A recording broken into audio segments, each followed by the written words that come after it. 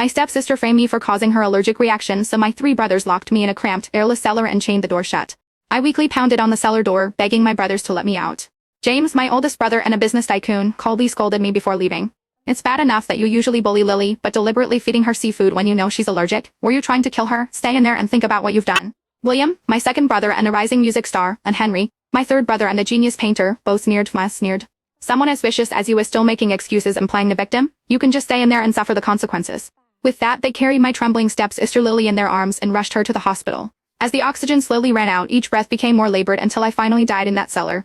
3 days later, when my brothers returned home from the hospital with Lily, they finally remembered me. But by then I had already suffocated to death in that cramped cellar.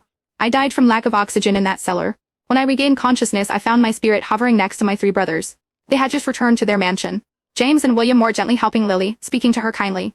Thank goodness we got you to the hospital in time. You're recovering so quickly. Henry fussed over her with obvious concern.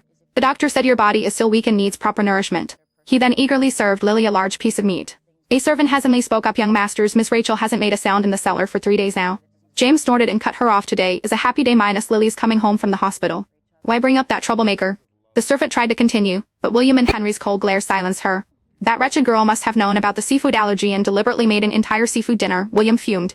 And I thought she was finally starting to accept Lily. Turns out it was all premeditated, Henry added angrily. Lily put on a frightened expression and timidly said, Fake sister is being punished because of me. She's been alone in that cellar for so many days. What if she's angry when she comes out? James' expression hardened. Don't worry, Lily. We've been too lenient with her before. She's never faced real consequences. After this lesson, she won't dare bully you again. As he spoke, he instinctively pulled out his phone and refreshed our chat history. But our last messages were still from 3 days ago. In those 3 days I hadn't sent a single message or made a single call. James' eyes flashed with anger. That ungrateful brat, it's been days and she hasn't even sent one message asking how Lily is doing. At that moment Lily deliberately grasped Jane's hand and said in a tearful voice, I just want a big sister to spend time with me. I never meant to steal anything from her. James quickly set down his phone and stroked Lily's head affectionately. Lily, you're so kind. Not like Hermione, she's nothing but an ungrateful wretch. William's eyes filled with cold disdain as he thought of me. That's right. She dares to harm family just to get attention? She's truly despicable. Henry nodded in vehement agreement and sneered, unless she's learned her lesson and is willing to kneel and apologize to Lily, I'll throw her out of this house myself.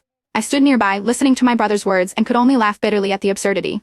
But my spirit's actions went completely unnoticed by the living. Ever since our parents died when I was young, my 3 brothers had devoted all their attention to me. One day, I said I wanted a playmate my own age, so my brothers went to an orphanage and adopted Lily as my stepsister.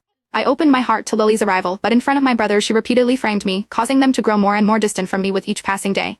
Including this time minus my 3 brothers locked me in that tiny cellar without a second thought.